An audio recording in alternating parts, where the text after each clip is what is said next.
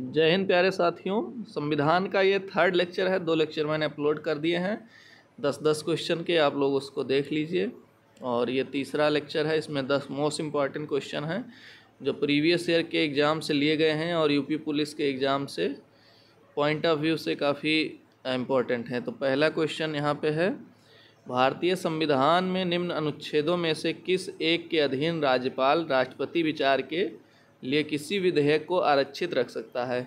इसमें यह पूछा जा रहा है कि राज्यपाल जो है किसी विधेयक को किस अनुच्छेद के अंतर्गत जो है राष्ट्रपति विचार के लिए आरक्षित रख सकता है। तो आर्टिकल नंबर 200 जो है उसके अंतर्गत राज्य का किसी भी स्टेट का जो है राज्यपाल किसी भी विधेयक को आरक्षित रख सकता है राष्ट्रपति विचार के लिए। नेक्स्ट क्वेश्चन है 2 नंबर, राज्य सरकार का कार्यकारी अध्यक्ष या संवैधानिक प्रमुख कौन होता है। तो राज्य सरकार का कार्यकारी अध्यक्ष राज्यपाल होता है या संवैधानिक प्रमुख भी राज्यपाल होता है। तो सेकंड नंबर आपका आंसर सही हो जाएगा। थर्ड क्वेश्चन है, भारत में किसी राज्य की राज्यपाल बनने वाली पहली महिला कौन सी थी। तो भारत में पहली महिला राज्यपाल बनी थी सरोजनी नायडू, और ये बनी थी जब भारत आज़ाद हुआ था उसी टाइम में 1947 में पहली महिला राज्यपाल बनी थी। तब जो है उत्तर प्रदेश की राज्यपाल बनी थी। उत्तर प्रदेश को उस समय संयुक्त प्रांत बोला जाता था या यूनाइटेड प्रोविंस बोला जाता था, संयुक्त प्रांत।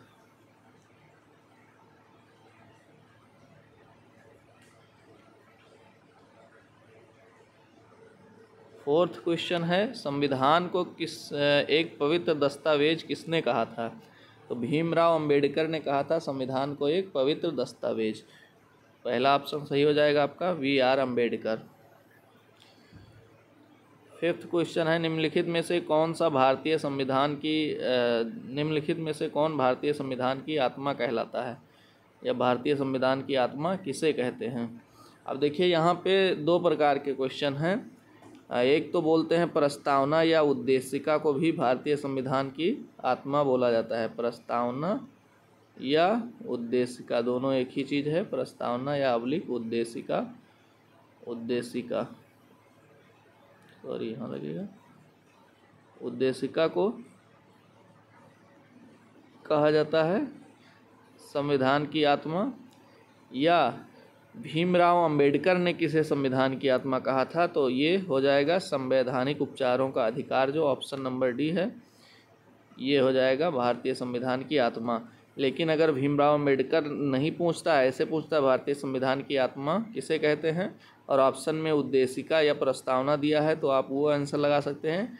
लेकिन अगर पूछ लिया क्वेश्चन में भीमराव अंबेडकर के अनुसार भारतीय संविधान की आत्मा क्या है, तो वह है संवैधानिक उपचारों का अधिकार। और संवैधानिक उपचारों का अधिकार होता है आर्टिकल नंबर 32 में, जो मौलिक अधिकारों की रक्षा के लिए सुप्रीम कोर्ट में दावा कर सकते हैं, उसी को कहते हैं संवैधानिक उपचारों का अधिकार, आर्टिकल नंबर 32। 6th क्वेश्चन है, किस संविधान संशोधन द्वारा दिल्ली को राष्ट्रीय राजधानी क्षेत्र का दर्जा दिया गया।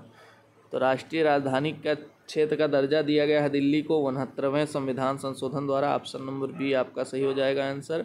और 69वां संविधान संशोधन हुआ था 1992 में, 1992 में। तो 1992 में दिल्ली को राष्ट्रीय राजधानी के क्षेत्र का जो है दर्जा दिया गया, और 69वां संविधान संशोधन था वो। 7th क्वेश्चन है, भाषा के आधार पर सर्वप्रथम किस राज्य का गठन हुआ। तो भाषा के आधार पर गठन हुआ था सर्वप्रथम आंध्र प्रदेश का। आंध्र प्रदेश का गठन हुआ था भाषा के आधार में 1 अक्टूबर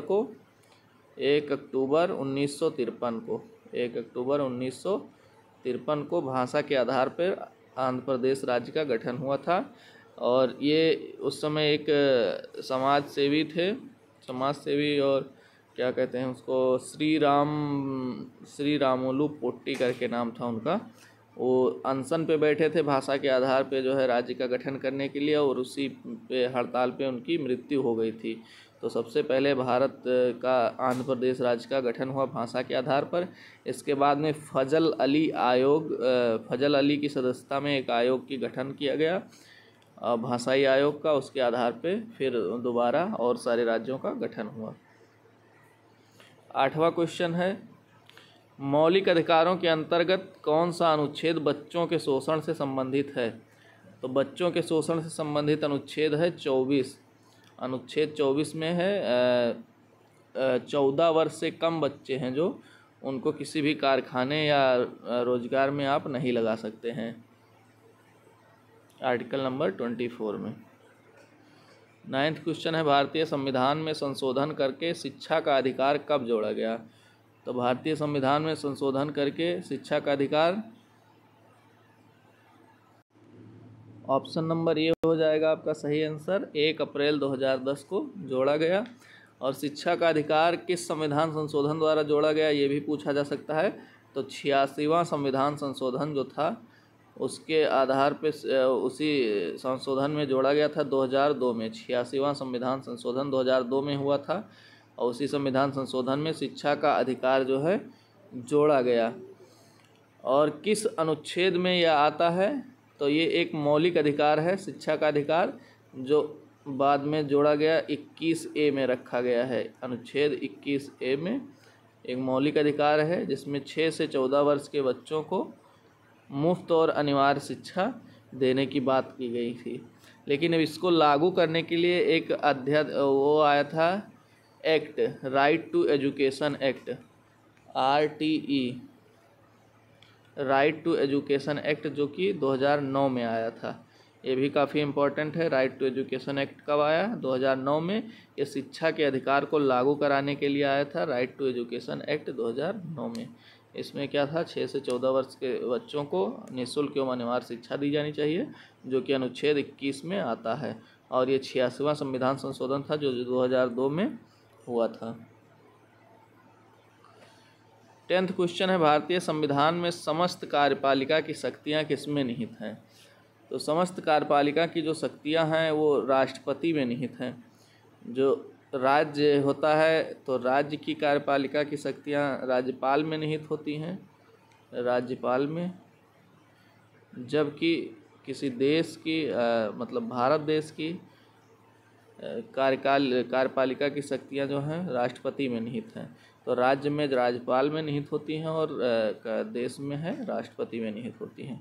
तो ये आपके 10 मोस्ट इम्पॉर्टेंट क्वेश्चन थे जो संविधान के, ये मैंने करवा दिया। संविधान के अभी मैं और क्वेश्चन सीरीज कराऊंगा जो इम्पॉर्टेंट रहेंगे एग्ज़ाम से रिलेटेड। तो इस तरीके से वीडियो देखने के लिए आप चैनल को ज़्यादा से ज़्यादा शेयर करें, और अभी तक अगर आपने सब्सक्राइब नहीं किया तो चैनल को सब्सक्राइब भी कर लें। वीडियो देखने के लिए धन्यवाद।